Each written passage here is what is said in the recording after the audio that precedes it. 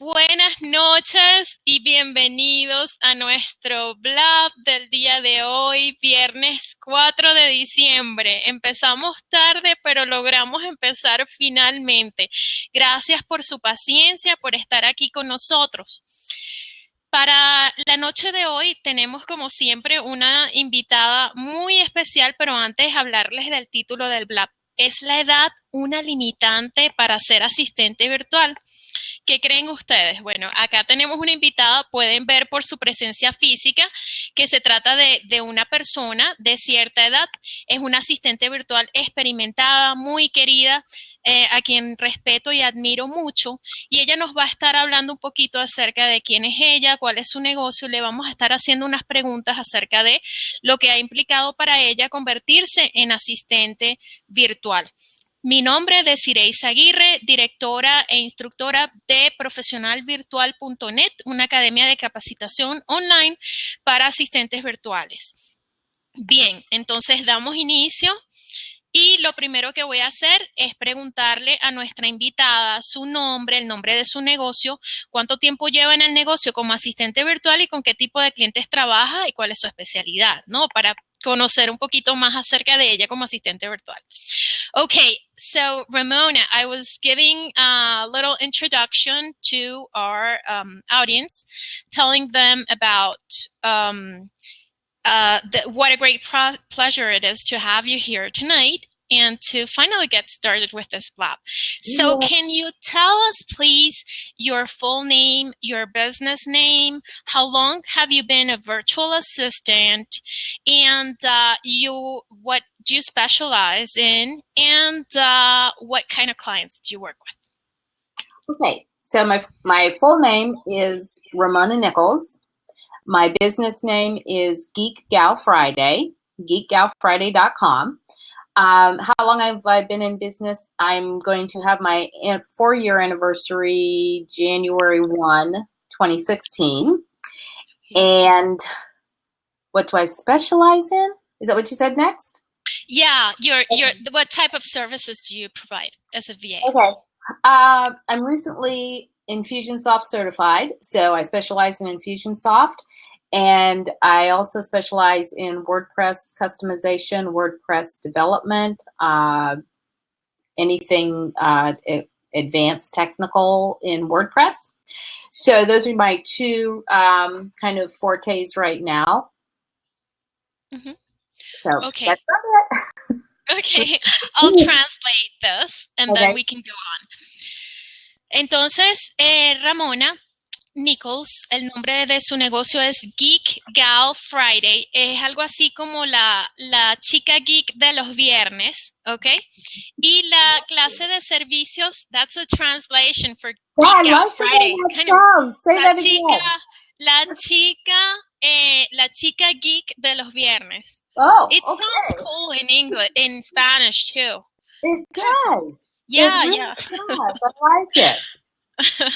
Ok, entonces nuestra chica geek de los viernes presta servicios, recientemente se certificó en Infusionsoft.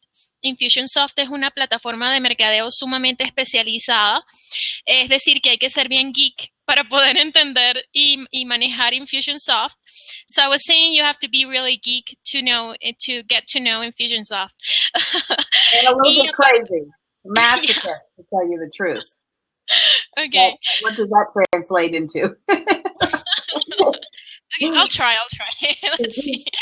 Okay, entonces, ella presta servicios, aparte de Infusionsoft, también presta servicios de customización sí, de personalización de páginas web en WordPress. Ha estado en el negocio, va a cumplir 4 años como asistente virtual en enero de 2016, es decir, próximamente. Y ¿qué otra cosa me faltó? 4 años como asistente virtual. The type of clients you work with, you didn't say, did you? Oh, the type, as far as the niche, I don't really have a niche. I'm on a couple of teams. So one team specializes in coaches that I just fell into. So that's a niche by default. and I have a lawyer. I have a brick and mortar. Mm-hmm. So it's kind of varied as far as the Infusionsoft, and as well as for WordPress, they come from pretty much all walks of life. I've had an entertainer, fashion enthusiasts, coaches. Okay. So um, I don't have I probably should have a a tight niche, but I have kind of followed the VA route and gotten a lot of referrals for the last 4 years. Okay. That will change. I'm growing, so Yeah, we all grow in the way, right? right. Okay, all right, so let me translate that part. Entonces le pregunté un poquito a Ramona acerca de la clase de clientes con los que trabaja para que ustedes sepan un poquito más acerca de ella y con qué clientes trabaja. Y ella estaba diciendo que no tiene un nicho como tal, ¿no? Tiene su especialidad, pero más no un nicho. Ha trabajado con una variedad de clientes, entre ellos coaches, pertenece a un equipo de asistentes virtuales, en donde ese equipo se especializa en atender coaches. Entonces ella ha atendido coaches, ha trabajado un poco con artistas también para el tema de WordPress, con un brick and mortar, o sea, con un negocio tradicional de estos que tienen no son negocios online como los nuestros, entonces un negocio tradicional también le prestó su servicio. Y así dice que ella ha seguido la vía de las otras VAs, es decir, que ha obtenido clientes referidos de otras asistentes virtuales. Y de esa forma ha crecido su clientela. Ella dice que esto puede variar porque realmente ella está creciendo todavía y bueno, yo le comentaba que todas crecemos en el camino, ¿no? Entonces, bueno, para que conozcan un poco más de Ramona. Good, great. So, let's get into the topic, Ramona. So, Okay. many people in Latin America tend to think that after a certain age, you really don't, you can't do anything. So it's like, it's funny because that happens at a relatively young age here in Latin America. I mean, since we have such a strong culture towards beauty, in some countries more than others, I can attest that in Venezuela, it's a big thing. Then people are considered old at a very, very young age. Like, yeah, like reaching 50s, it's like you're considered old, and that's not the way it is in other cultures. But anyway, we wanted to ask you from your perspective and all the experience you have, and that you told me that you were a great advocate, a big advocate of the baby boomer generation, getting into having the possibility after retiring to doing something productive. So what can you tell us about this? What has been your experience, and what can you recommend people in Latin America in that sense? Well, now are your it was a long question. Baby boomer segment? Do you have a baby boomer segment in Venezuela? Because the baby boomers may be just distinct to America. Okay, tell us about the baby boomers in America. So the baby boomers are from, I should have had that exact. I think it's 1942 or 1946. That's when my brother was born. Through about 1960. That's when we were born. And the reason we were called baby boomers is because of the end of World War II. All the soldiers came back, and they were young, of course. They'd been overseas, and they made a lot of babies. So we were the biggest generation in history, actually, in America. And I think the millennials may be overtaking that now. But at that time, it was a baby boom, and it shifted the entire society. America became baby oriented. There were a lot of things that changed in the society because of our arrival of so many baby boomers, so many babies. So actually, there was a marketing article that I read years ago that said the baby boomers have been like a python, like a pig through a python. at every stage of our growth, we have exploded society. So it's all, and we will till we die, because we command the most people. Okay. And I'm not sure if Venezuela would have anything comparable to us. Okay. So let me translate that first, and then I'll get back to you. Okay. And so it was 46 to 64, you said, right? That's probably not the exact years, but it was. But it's approximately that. Approximately, yeah. Okay. I don't think all the way up to 64. I'd say 60, 62. Okay. Last one. Okay. Bien, Ramona estaba haciendo un poco de referencia a su generación y el por qué se les llama baby boomers en los Estados Unidos. Su generación va desde aproximadamente, o la generación llamada baby boomers va de aproximadamente desde el 46 al 64, y es una generación que se dio después de la Segunda Guerra Mundial, cuando muchos soldados jóvenes regresaron de la Segunda Guerra Mundial y empezaron a ser bebés. Entonces, la traducción de baby boomers sería como explosión de bebés, ¿no? Eso fue lo que ocurrió, y por eso se dice que es una de las generaciones más grandes, con mayor cantidad de personas que ha tenido la historia de Estados Unidos, probablemente sobrepasadas ahora por los millennials, ¿no? Entonces, este es un poquito de referencia en cuanto a cuál es la generación de Ramona. La pregunta que yo le hacía referencia a el tema de que muchas personas se consideran en Latinoamérica viejas a una edad muy temprana, ¿no?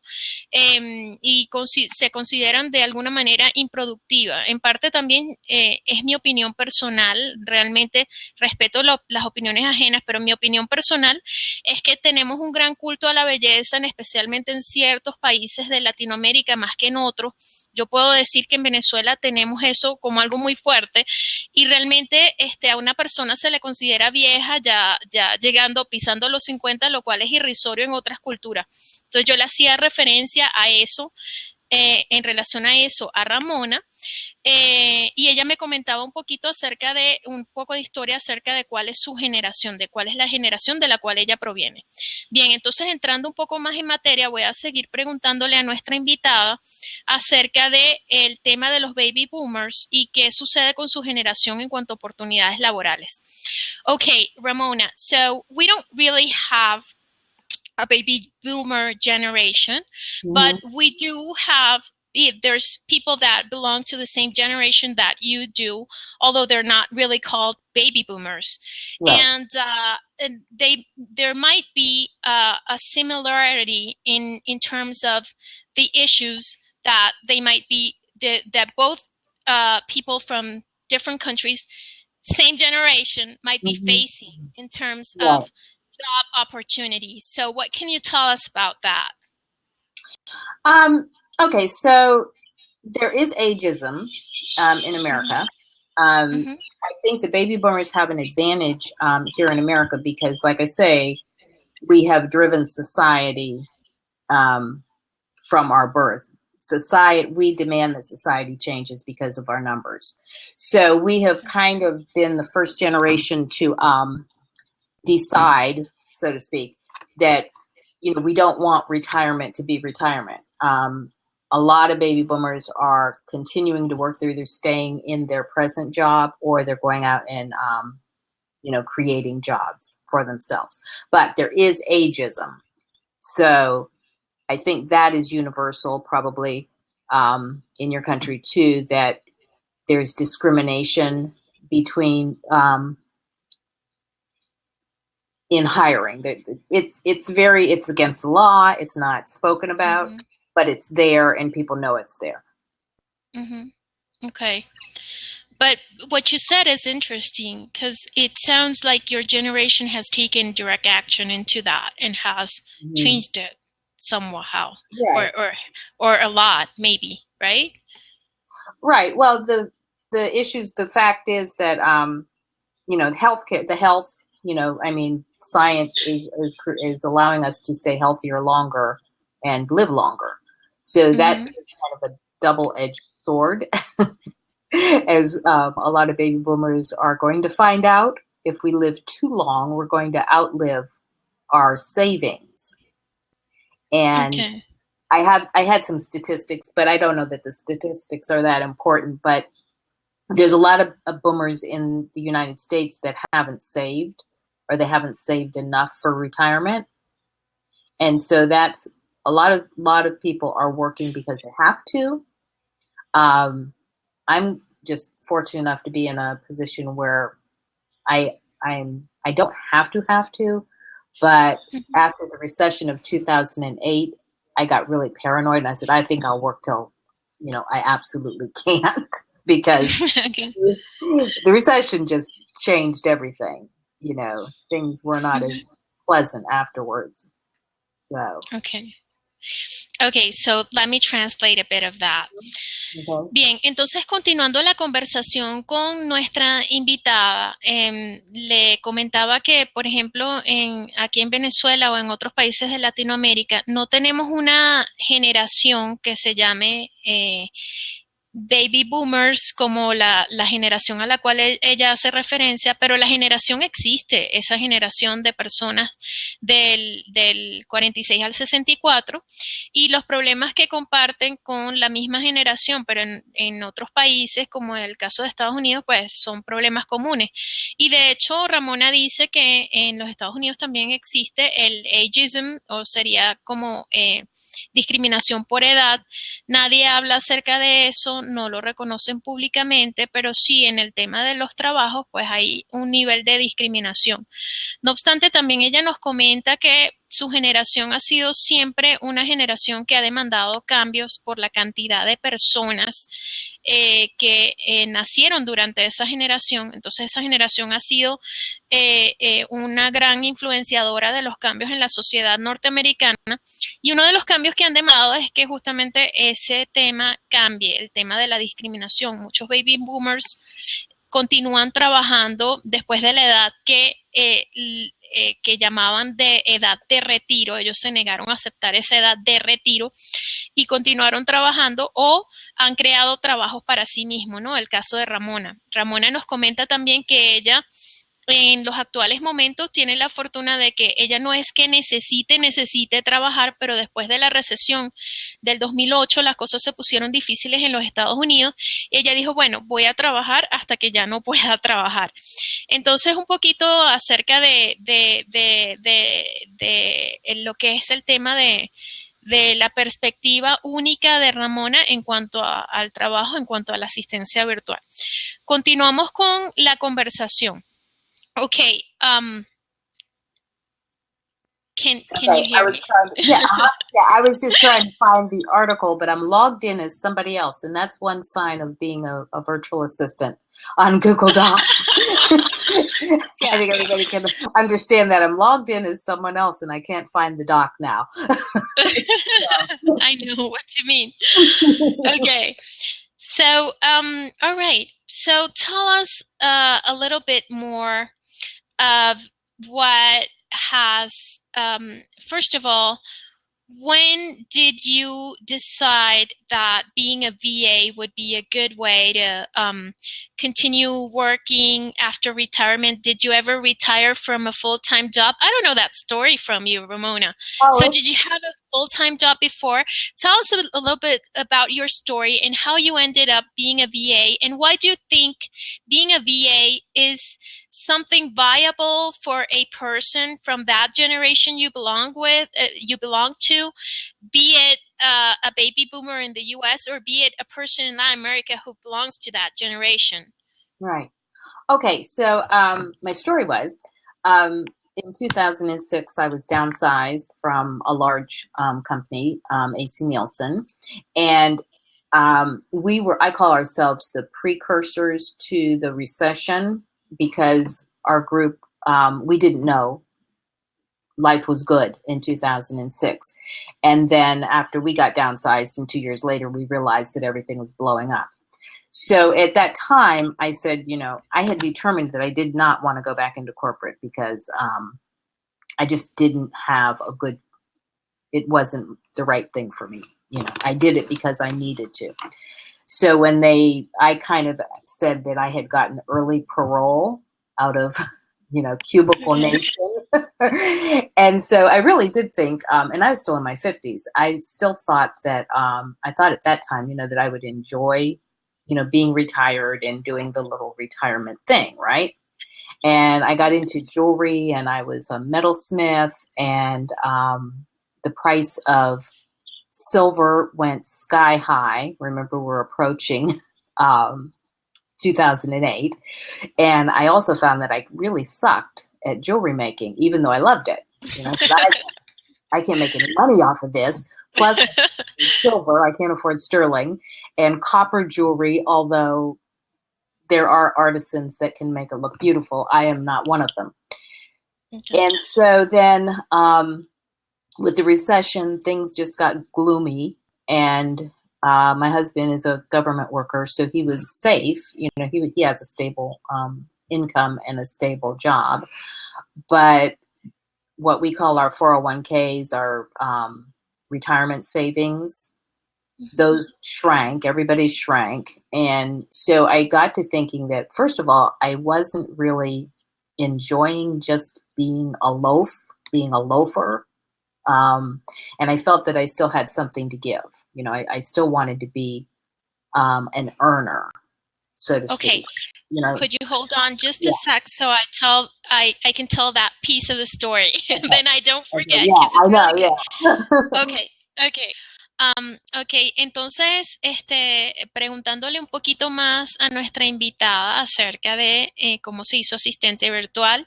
Realmente yo la conozco hace años, pero no conozco toda su historia de si ella venía del mundo corporativo o no. Entonces, la historia y de asistente virtual y por qué cree que es una opción viable para personas de la misma generación de ella, que no necesariamente boomers aquí en Venezuela o en Latinoamérica, pero que tengan otro nombre, pero pertenezcan a esa generación. Entonces, Ramona me comenta que en el 2006 ella salió por reducción de personal de una compañía muy grande. AC Nelson is the company, right? You were working with. AC Nelson. Entonces, estaba en una corporación muy grande y la retiraron en el 2006 por reducción de personal. Ella dice que ella hoy en día en retrospectiva considera que ellos fueron los precursores de la recesión porque cuando salieron de esa empresa al poco tiempo se dieron cuenta de que todo se estaba cayendo, se estaba viniendo abajo. Recordemos que ella está haciendo referencia a la recesión del 2008 que ocurrió en Estados Unidos. Entonces, bueno, Ramona sale de la empresa, ya ella había decidido que no quería seguir en el mundo corporativo de cualquier manera y decidió pues como que disfrutar de su retiro, decidió que le habían dado como una desfile por adelantado, ¿no? Día de descanso por adelantado o sabático, para traducirlo de alguna manera que se entienda en Latinoamérica, y decidió pues disfrutar, ¿no? Y resulta que su esposo, que trabaja para el gobierno, pues estaba seguro, tenía cierta seguridad laboral y ella pues se dedicó a hacer joyas. Entonces, al poco tiempo descubrió que era terrible en eso, apestaba haciendo joyas, por más que le gustaba muchísimo, y por otra parte, ella hacía diseños de joyas con plata, ¿no? Y la plata subió de precio, entonces no podía costearlo y tampoco lo hacía bien. Entonces ya vamos conociendo un poquito de la historia de cómo Ramona terminó siendo asistente virtual, ¿no? Entonces, continuamos escuchando a Ramona. Okay, so you can continue and please tell me what is a loafer, because I don't know. It's somebody that, well, I don't want to say that people in retirement, a loafer is kind of like somebody that's lazy, that they're just hanging out. But I don't want to imply that people retired are lazy, because they aren't, because they do a lot of things. But that's what I kind of felt. I felt like I was just kind of hanging out or drifting. Okay. You know, it really wasn't my time to be, I wasn't going to go play bridge, play cards, or go golfing. So I wasn't feeling that like our parents would have done. And so well, like I say, the recession was in full swing, and then my husband got cancer, and he didn't have to stop work. He just had he's fine, and he recovered and everything. But I was still firm on not going back into corporate. I didn't want to go back into a full-time regular job. And I felt my main reason was because of the ageism. And I knew that with our unemployment being so high at almost 10%, that there was no way I was going to get a job, even if I went out and applied for one. So I said, well, I have a computer and I've got these skills, and I had worked hard for, having these technical skills. That's what I did. I always worked on computers when I was working, in corporate. So I said, certainly, now the time has come where I could do this at home. And I didn't know what a virtual assistant was, but I heard it on the news. And so I started Googling virtual assistant. And there was a lot of spammy stuff out there. And I thought, oh, I don't want to do that. And everybody was asking for money up front. And I said, well, maybe this isn't the right thing. And this isn't a plug for Iva, but Iva was the only one that was actually business oriented, or that looked like it was for real. And so then I joined Iva, and I started, talking to people and finding out that there were other real virtual assistants. And I said, oh, well, I think I can do this. But before that, if I hadn't heard the term on the news that day, I really didn't know there was virtual assistants out there. I knew that there were freelancers, and that was the route I was going to take. I was going to go freelance for advertising agencies. There happened to be a lot in our neighborhood, and I was going to take that route. But I was glad I went the virtual assistant route. All right. Okay, so let me translate that part. Entonces, continuando con su historia, yo le pregunté a Ramona qué era un loafer, porque ella hizo referencia a la palabra loafer, que no quería sentirse de esa manera, y es una especie de persona vaga, aunque ella no quiere no quiso decir en ningún momento, y quiere aclarar que no es una forma de pensar que una persona retirada sea una persona vaga, pero en todo caso era como ella se sentía, porque ella no estaba lista para ir a jugar bridge, para ir a jugar cartas o ir a jugar golf, como lo hubiesen hecho sus padres al retirarse. No estaba lista para eso todavía, y ahí es cuando Ramona dice, bueno, yo tengo una cantidad de capacidades técnicas, tengo una cantidad de competencias técnicas que adquirí a lo largo del tiempo. Estaba mucho tiempo con computadoras cuando trabajaba en el mundo corporativo. Tengo un computador en casa, y ella estaba empezando a ver cómo podía sacarle provecho a esto, y empieza a buscar en internet, en Google, y se consigue con el término asistente virtual, lo cual ella realmente no sabía que era un asistente virtual en aquel momento, hasta que escuchó una noticia. Escuchó una noticia hablar acerca de lo que es un asistente virtual, y pues se interesó, y a través de su búsqueda, bueno, encontró mucho spam, encontró muchas cuestiones, ofertas no muy serias, ¿no? En cuanto al tema de la asistencia virtual, y luego dio con AIVA, la Asociación Internacional de Asistentes Virtuales. Fue la única asociación que le pareció seria, y se unió a la asociación, y pues de allí decidió hacerse un asistente virtual. Se había planteado en principio trabajar como freelancer, porque era lo que le venía a la mente, y ya sabía que era un freelancer, y el ser freelancer es algo muy común en Estados Unidos. De hecho, ella dice que en su vecindario hay varias agencias publicitarias que contratan a freelancer, y eso era lo que pensaba hacer ella antes de conocer lo que es la asistencia virtual, pero que está contenta de haberse decidido por el tema de la asistencia virtual.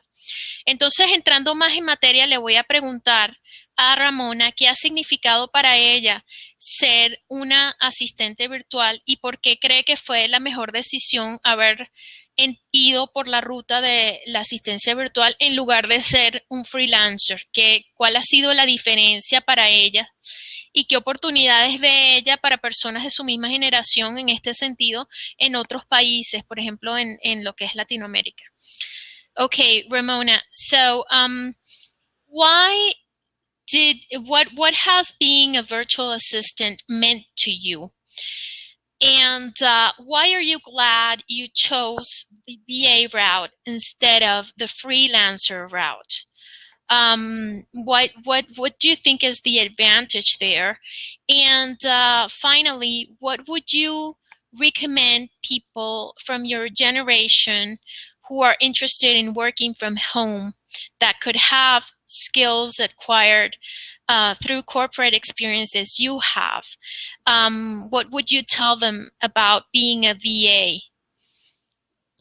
Okay, now what was the first one? Go Okay, back. sorry. I keep doing that. Okay, one at a time. Okay, question number one. Why, so what has being a virtual assistant meant to you? How has it changed your life? Okay. Well, it makes me feel independent, and it makes me feel like, I'm still contributing.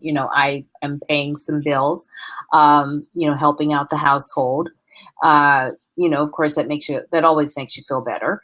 I think that it makes me feel, it overcame that.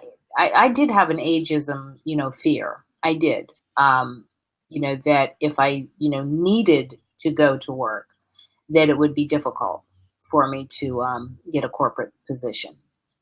So I think I had always wanted to be, an entrepreneur, and I always wanted to, run some type of, small business. But it was the like coming together of the technology and, the hardware or software things coming down to be, at a less expensive, range. It used to be even 10 years ago, it was kind of expensive, to break out on your own and do this. But the tools are here, just like the little things that you don't think about anymore, but Dropbox and Google Docs, sharing things, 10 or 15 years ago, you'd have to have a fax machine. You'd have to have, copier machines, nothing was all in one, like it is today. So, it makes me, it makes me feel like I've accomplished something that I always wanted to do, but it just, I wasn't able to do it 20 years ago. Okay. All right, so I'll translate that. Yo le hice un montón de preguntas a Ramona y luego me disculpé porque le hice 3 preguntas en uno y ella me pidió que pausara un poco, así que le hice una pregunta a la vez. Entonces, la primera pregunta que le hice fue cómo la hace sentir ser una asistente virtual y qué ha significado para ella, ¿no? Ser una asistente virtual. Entonces, ella comenta que la hace sentir independiente y la hace sentir útil porque puede pagar algunas de las cuentas de lo que son los gastos de la casa, pero que además de eso ha significado el poder cumplir con un anhelo que ella tenía de ser emprendedora, de tener su propio negocio y que hace 20 años pues no era una opción viable porque no existía la tecnología que hay hoy en día. Entonces cosas tan sencillas como la plataforma Dropbox que damos por sentado, el poder compartir archivos, cosas como Google Docs, que nos permiten compartir documentos y una cantidad de cosas, documentos, imágenes, de todo a través de Google Docs. Son cosas que no existían hace 20 años y si hubieses querido hacer un negocio del tipo que podemos desarrollar hoy en día los asistentes virtuales con toda la tecnología que tenemos disponible, pues hubieses requerido de un gran capital porque tenías que tener, por ejemplo, un fax, tenías que tener una copiadora y una cantidad de cosas, equipos que eran bastante costosos, ¿no? Entonces, por ese lado, pues ella siente que está cumpliendo con un anhelo, un sueño que tenía que no era posible hace años cuando no existía la tecnología que tenemos hoy en día, ¿no? Por otra parte, ella siempre tuvo el miedo a la discriminación por edad, tenía un gran miedo, un gran temor a la discriminación por edad y por eso no se atrevía primero no quería, pero tampoco se atrevía a buscar un trabajo de oficina justamente por la edad, ¿no? Más atrás en la conversación ella mencionó que la tasa de desempleo era un factor importante cuando ella quedó desempleada, había una alta tasa de desempleo, de igual manera ella no creía que le fuesen a dar una oportunidad y así es como terminó adentrándose en lo que es la asistencia virtual, ¿no? Bien, okay, Ramona, and so you said that you were glad that you took the VA route instead of taking the freelancer route. So why are you glad that you took the VA versus and not the freelancer route? What do you feel is the main difference there? Personally, I think I got support in the VA. Now, it's not strictly, female. The freelancer, well, yeah, to be truthful, technology, and I'm just now learning some new statistics that haven't changed in the last 20 or 30 years about technology and women. If you're a freelancer, you are going to go up against a lot of men. And I think the virtual assistant, you do get a lot more support. And maybe that is because it is a women-dominated, industry. I don't want to get, men, women thing, but I think that is kind of the truth. I don't think freelancing, I think I would have been just out on my own. I did get some support with the virtual assistant. The networking helped me a lot. And I think I don't know, the virtual assistant, I think people have that the name is a little, maybe it should be virtual professional as we go forward. Sometimes the assistant with baby boomers, I think, because they are highly professional people, the assistant may put them off, and I like to more say working virtually when I'm talking to somebody that, has had, his corporate career, maybe they were a manager, a VP. And I think working virtually or virtual professional fits better in this demographic. That's funny because that's the name of my VA Academy in Spanish, virtual professional. Yeah, it's right there. Yeah, except you say it backward. In Spanish, we say ProfesionalVirtual instead of virtual professional, but it means the same thing. So thought it was funny. It's important, and that may be something that people, in this demographic may not go toward, and not realize that they could get the support to, offer their skills, because there's so many different skills. I think in our generation, when we hear assistant, we think of administrative assistant, and that would be more of a clerical person, and that's not what a virtual assistant does anymore. Yeah, it happens a lot. And when you hear the term assistant, and hear it, well, we're just starting here, so it's not a very known industry, but immediately people relate to secretary or administrative assistant. So you have to go and explain that we're not just secretaries. And it's not demeaning, because there are very good VAs out there that are do secretarial tasks mainly, and they are very, very needed, and they're pretty great. But we have different skills and capabilities. So that term, it does kind of confuse, but I guess it is what it is. So let me go to translating what you just said. Okay. Entonces le preguntaba un poquito más a Ramona que nos dijera, que nos comentara por qué decidió, porque ella piensa que haberse decidido por ser una asistente virtual había sido una mejor decisión que irse por la ruta del freelancer, que fue lo que en principio pensó, ¿no? Ser un freelancer, ¿no? Entonces ella comentaba varias cosas bastante interesantes acá. Una, que el tema del soporte que ha obtenido a través de la industria de asistencia virtual, al ser una industria dominada principalmente por mujeres, y no queremos hacer sentir mal a los caballeros, ni mucho menos, son bienvenidos, pero al ser una industria principalmente dominada por mujeres, pues las mujeres que ingresamos en esta industria obtenemos mucho apoyo entre nosotras mismas. Así es como funciona la industria en los Estados Unidos, y así es como queremos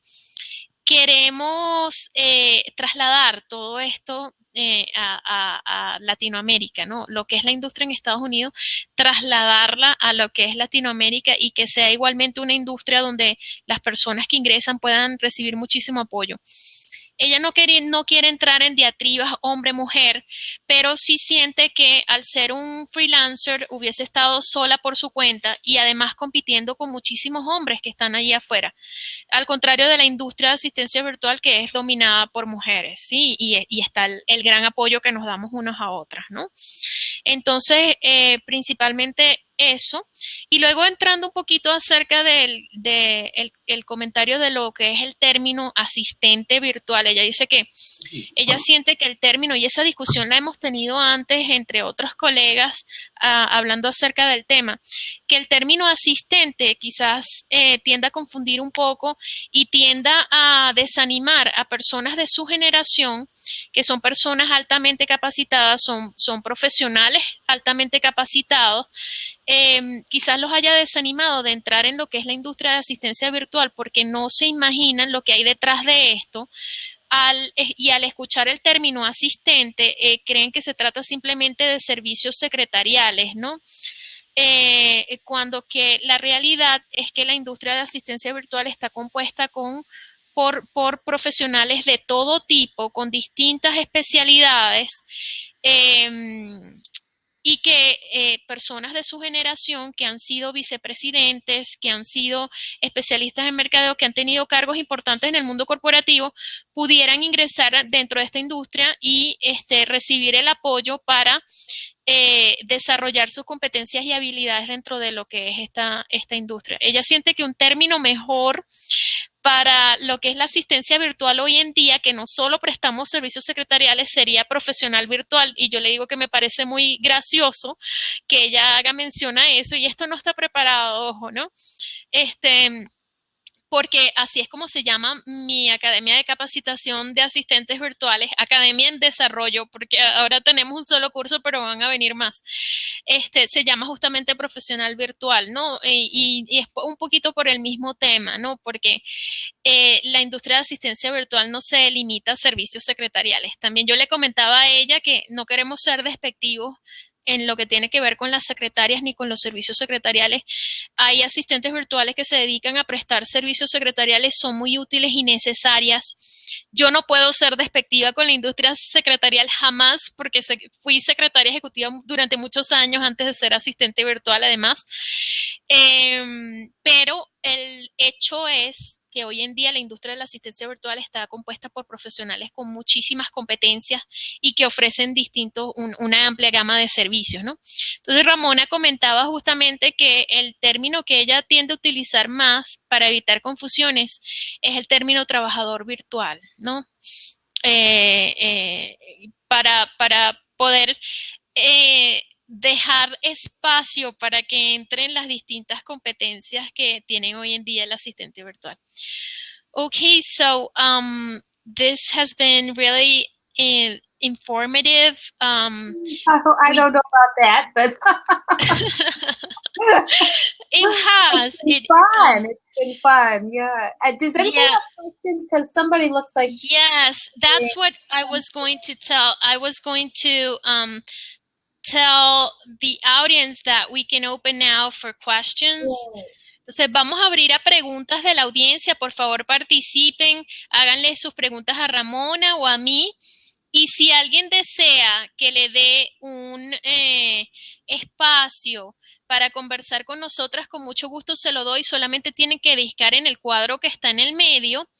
Y al discar, pues les doy el acceso, y al darles el acceso pueden aparecer en cámara con nosotros y hacernos la pregunta que nos quieran hacer en vivo. Si no quieren o sienten algún tipo de timidez, no hay problema, pueden usar el área del chat para hacer sus preguntas. Okay, so there's a question here from from Susanna Lederman. So she's writing, I'm a baby boomer too. In the way to be a VA. So she's in the way to become a virtual assistant. Mm-hmm. How do clients react to age? Are they more open-minded compared to hiring someone as an employee? So that's a good question. What do you think about that? It is. I think that they are more open-minded. And I think one thing that I've noticed is that sometimes the baby boomers will be defensive. I mean, just like I say, I have suffered from the fear of ageism, but sometimes we have to be more open-minded ourselves and not go in with a defensive attitude. But virtually, I have never had anyone openly have a problem with my age.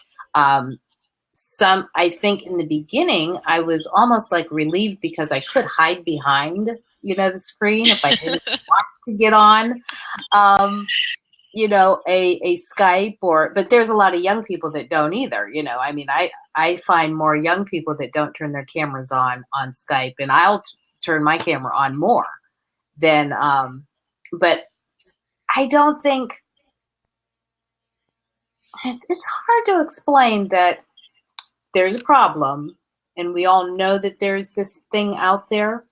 But when you get to an individual, most individuals, I've found that they don't really care.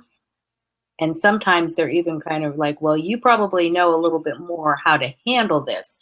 And I guess that's what I've found. I haven't found anybody, say, well, they can't. They can't in America. It's against the law. They can't, flat out say, I don't want to work with you because you're old. That's against the law, because we can slap a lawsuit on them. I mean, especially if they were a small, business, that nobody wants to do that. You can't do that. I've never had anyone, seem to have a problem with it. If I can get the work done, they're okay. And in corporate, I think we're not vying for promotions and raises all the time. We're taking this as a business owner standpoint.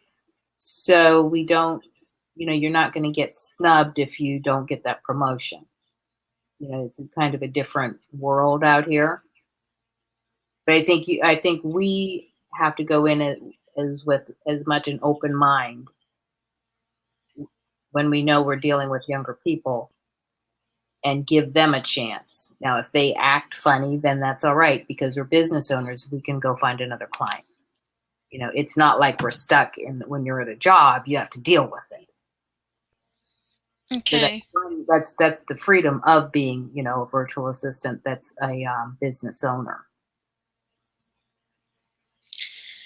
Ok, entonces, Susana Lederman le escribió en el área de chat una pregunta a Ramona. Le comentó que ella también es una baby boomer en el camino a convertirse en un asistente virtual. Y su pregunta es, ¿cómo reaccionan los clientes a la edad? ¿Están más abiertos?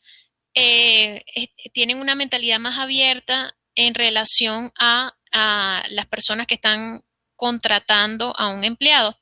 La respuesta de Ramona fue que a veces los que tienen que tener la mentalidad más abierta son la persona que está del otro lado, es decir, la asistente virtual que pertenece a esta generación, que ella en particular nunca ha tenido ningún tipo de problemas con que algún cliente no quiera trabajar con ella por su edad, ni mucho menos, que más bien en oportunidades le ha pasado que el cliente tiende a decir, bueno, tú debes saber cómo manejar esta situación.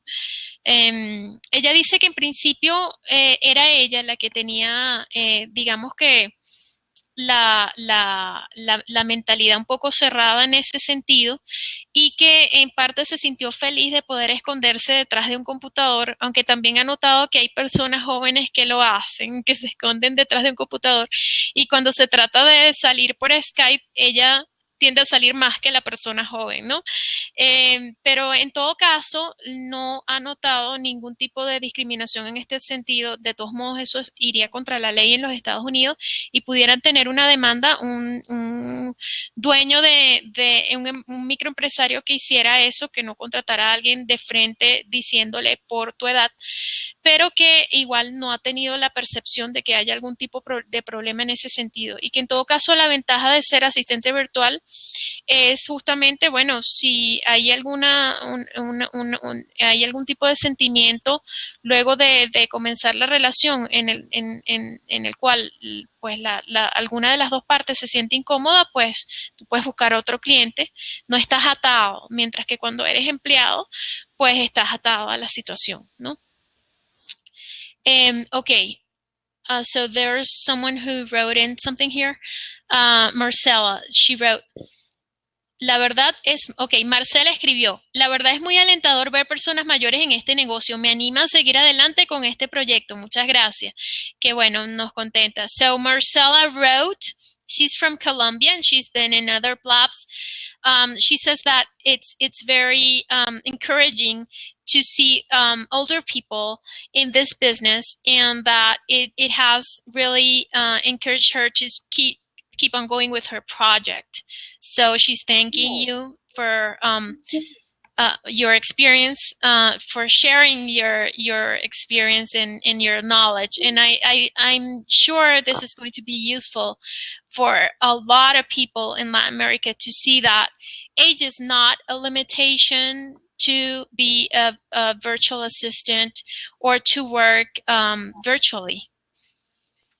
No, I don't think it is. And the thing is, it's not a full-time job for me, and I don't want it to be a full-time job. This is a stage where you just, you don't want to be bound by that, that corporate, I've got to go, to 9 to 5. And I think this is wonderful. Just to, work, when you want to. You're literally working when you want to. You're setting your own hours. If you have a situation where you don't have the ideal client, you just don't make them a client anymore. You politely, sever that relationship. And I think it's just something, I think this is the best of all worlds right now. And I do wish that more baby boomers would get involved in it, because the statistics are that there are a lot of baby boomers that haven't saved, and they are going to, have a hard time as they age. And this would give them a little bit of alleviation, with their finances. So, and I think, I don't plan on working forever, but as long as my brain is fairly sharp, and I have kind of I think I can figure how long it's going to be sharp. I don't want to struggle, to do something like Infusionsoft. So when I feel that that's going to, get to be when that gets difficult, really difficult, I will just back away. But I think it gives you a lot more years if you haven't saved money, and if you just feel like you want to contribute and build something. I think it's a good thing to get into.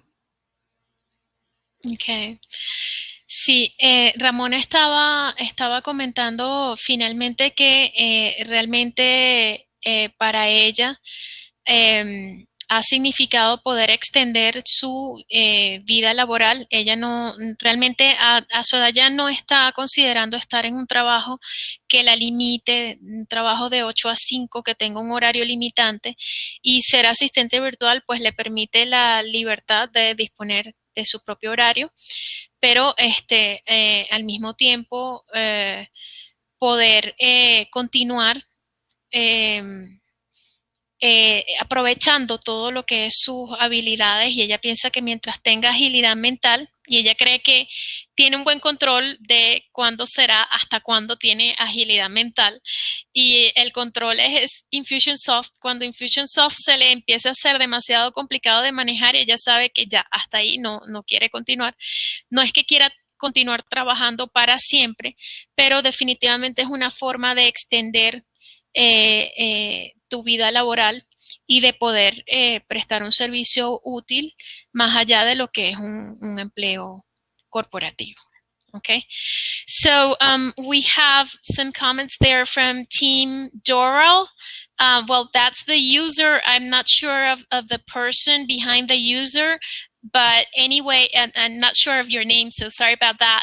But the user Team Doral wrote, "Good way to market yourself, guys. Good stuff." So thank you so much, Team Doral, whatever your name is. My name is Dessire Izaguirre, and this is Professional Virtual is a VA training academy for people in Latin America in Spanish, but I also provide my services as a virtual assistant through topglobalva.com. And you have heard Ramona the whole time. She's a great virtual assistant, and her business name geekgalfriday.com, right, Ramona? Mm-hmm. Yep. Okay. So, and I'm starting to blog. If somebody wants to come over and comment on one of my blogs. Oh, totally right. Your blog URL there. Please just put it in there. It's geekgalfriday.com. It's okay. geekgalfriday.com. Put it in the chat box. Put it in there. Okay. So, okay, entonces Ramona está empezando a escribir en su blog. Good for you. I haven't gotten to blog in English yet. I started the beginning of the week, so let's, I've been around for a while. Like I just want to make a mention that they call the millennials the digital natives, but they don't understand that the baby boomers, we were very, very young when computers came out. And I feel like we're the digital natives. We're the ones that have to, really work on these big behemoths. And I mean, it was not easy. We didn't have plug and play. So that's right. There was those gigantic computers. We had cards that you had to physically carry across a room. Oh my God. Mean, it was difficult. So we have skills, and it's just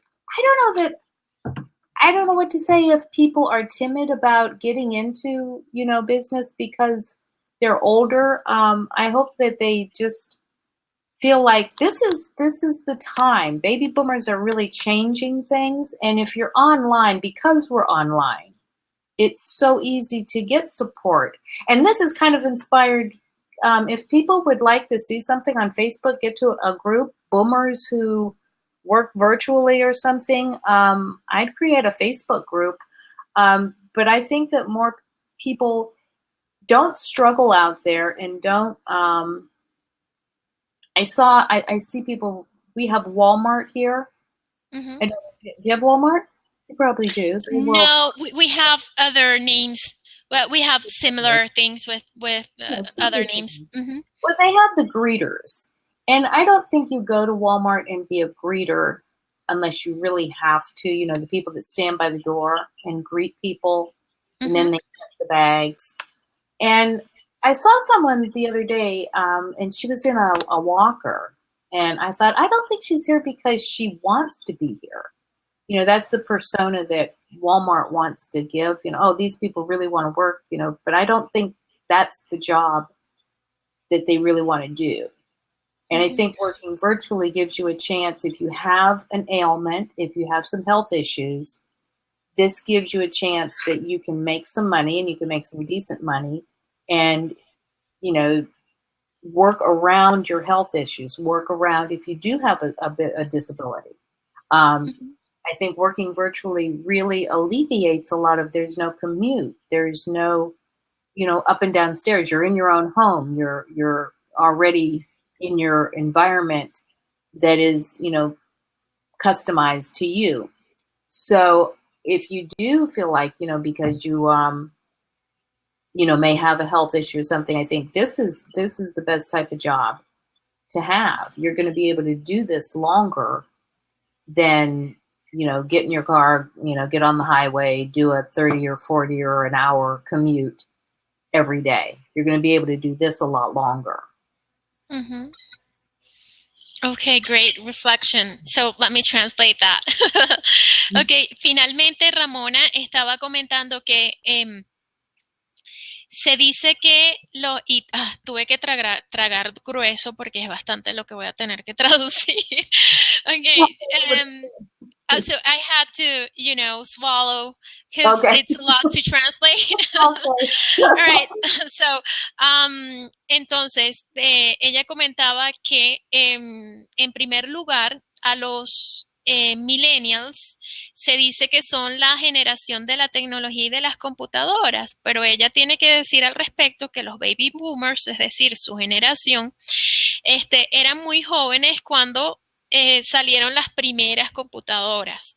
Entonces, ella no cree que los millennials sean los nativos digitales, sino que ellos son los nativos digitales porque tuvieron que lidiar con aquellas computadoras que no eran nada fáciles, aquellas computadoras gigantescas, y yo le digo, sí, eran bastante grandes, y ella me dice, sí, había discos que tenías que físicamente cargar de un lugar a otro, eran unos discos bastante pesados. Entonces, en conclusión, que las personas de su generación tienen muchas competencias, tienen muchas habilidades, y ella hacía la referencia a que en Walmart, en los Estados Unidos, una cadena de tiendas de estilo, bueno, supermercado, farmacia y una mezcla de muchas cosas. Ella me preguntaba si aquí lo hay. Yo le decía que tenemos sitios similares, pero con otro nombre. En todo caso, hay personas que trabajan en Walmart como greeters o como personas que dan la bienvenida, como porteros, podríamos decirlo, aunque portero no es el término más adecuado, pero es lo que más se asemeja, ¿no? Son personas que se paran en la puerta a dar la bienvenida a los clientes que van a ir a consumir, a comprar allí en las instalaciones, ¿no?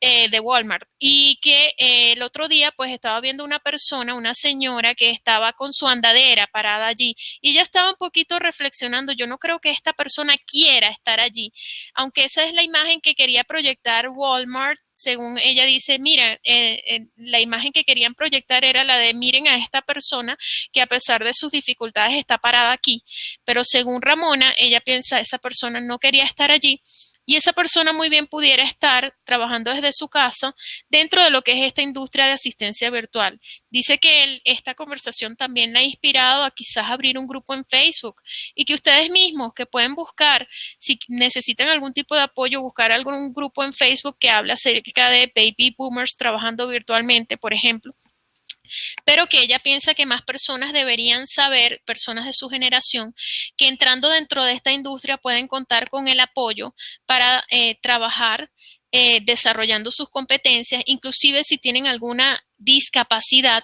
porque no hay ningún tipo de obligación en cuanto a horario, se hace desde la casa, es decir, ya están dentro de su ambiente natural, no tienen que trasladarse de un sitio a otro y pues les permite también inclusive a personas que puedan tener algún tipo de discapacidad, pues continuar y extender su vida laboral y hacer algo realmente productivo y lo menos más satisfactorio que estar parado en una puerta de portero sin demeritar ese trabajo en ningún momento. So I was doing a translation or attempting to translate what you just said, and finally concluding that yes, being a VA is a way for also people with any disability to be productive and use their capabilities for something way much better than being a greeter. Not that we're demeaning Sure. greeters, No, but but and there's a lot of I see a lot of baby boomers in McDonald's now, and that's not you don't do that by choice. A lot of people will say they want to stay productive, but there's other ways we can stay productive, and we can do other things that are really producing good stuff. So I wouldn't mind to get together with some baby boomers and see how we what we can do in numbers. That's you what we're should all about. totally do something like create a group or something. Why don't you go ahead and create a Facebook group, a public Facebook group for baby boomers. I should. I'll have to think of a name. I have a few. I have boomers who code, but does anybody code in here? I'm a struggling coder, but I continue to code. Okay.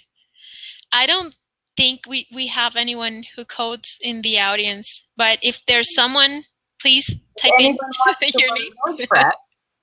WordPress or Infusionsoft, we could do that too. Mm-hmm. So this has been Why fun. don't you write your email address I will. and leave it there, because this replay is going to be live. So the recording of what everything we've talked today is going to be live. So if someone comes in and sees this, they're going to want to have your email address. Ok, entonces finalmente Ramona también estaba comentando que ella ve a muchos baby boomers trabajando en McDonald's. Realmente hay formas más productivas de utilizar sus competencias y sus habilidades en algo mucho más satisfactorio intelectualmente.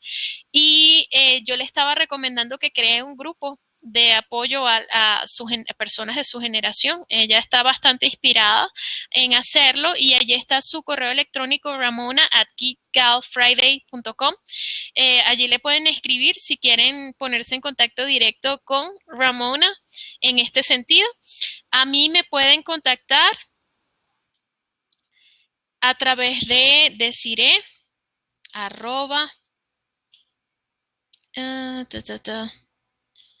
Okay. I hate this. I put my keyboard in English and Spanish, and now it doesn't work on either. Oh, no. I mean, I put the option to use either or alternatively, and now it just doesn't work in any of the two. So I guess I'll have to leave it in when. Being English, because oddly it's the language I most use. Isn't that for my funny? clients and everything. Oh. So it's pretty crazy. Yeah, I'm a crazy person. Well, technology. That's technology. Okay, I finally found the darn ad. Okay. Ok, entonces allí está mi dirección de correo electrónico, allí está la de Ramona. Muchas gracias a todos por estar aquí. Thank you so much. I'm so glad we got this to work. Oh, yes. And that was the technology. It was way beyond either of us, right? And yeah, this is the oldest headset, though. Usually the little earbuds work, but if Blab doesn't like it, let's do this again. I'm going to start doing something. And everybody, you guys can come like me on Twitter, even though I don't tweet, but like me, at least we can communicate. And let's do this. If somebody invite me if you do any blabs or anything, or if you want me to help you out, co-host you on a blab you want to do or anything, where to reach me. So I'm totally up to it, and I'm totally up to inviting these people that are studying. I'm doing a VA course. I didn't tell you about it, but I have a group of people, 45 people that I'm prepping to be a VA. So I'm giving them an online course that finishes this Monday. So if you're doing anything and there's people from your generation there, and if they want to join you in whatever kind of group you want to do or anything, just tell me and I'll pass the invite to them. Okay? Great. Thanks a lot. Oh, this was fun. Thank you. Bye, everybody. This is really great. I'm going to do it again. See, you've started me because I've been on the fence about Blab, and Periscope is beyond me. I don't know why you do something that it's going to delete itself. So at least I know. All that effort it's going to delete. This replay stays forever. So that's a pretty great thing. I don't know. There's something about Periscope that makes it totally unattractive to me. It's like, I don't know. It just doesn't feel good to me. I don't know why. And I should try at least. And I notice on my phone that the few people that I'm following, it interrupts at the weirdest times. And I'm like, if I want, I'd rather just have a schedule that sends me a link You know, you just don't immediately tell me you're doing an impromptu Periscope. But I guess everybody, the Periscope people love Periscope. I know. Blab people love Blab. So we'll see. You know, it'll be like Facebook and, you know, MySpace. Yeah. You know, remember, you used to be cool on MySpace. People forget about that. Yeah, I don't even remember having a MySpace. Did I ever? I never had one, but I remember because I told you I worked with an I do remember it, but I don't remember being in it. She was like, you know, you got to be on MySpace. And I told her, no, you should go over on Facebook. And she was like, oh, never. And I'm a Facebook person now. But she was all about MySpace. I never had a MySpace. But that was the cool thing. But this has been so fun. Everybody, I love you. I love you. I think this is great. Thank you so much for sticking this out. You're very patient. Gracias a todos por estar presentes. Les manda sus saludos Ramona. Y bueno, ella está encantada y quiere hacer otros blabs. Seguramente la tendremos en otros blabs o yo estaré con ella en otros blabs que ella hace. Y les estaré pasando a mis estudiantes del curso online para ser asistente virtual los enlaces a cualquier blab o cualquier grupo, cualquier cosa que Ramona haga. Okay, well, thanks again and love to have you. And looking forward to seeing you next year in person. Bye-bye. Bye. Thanks.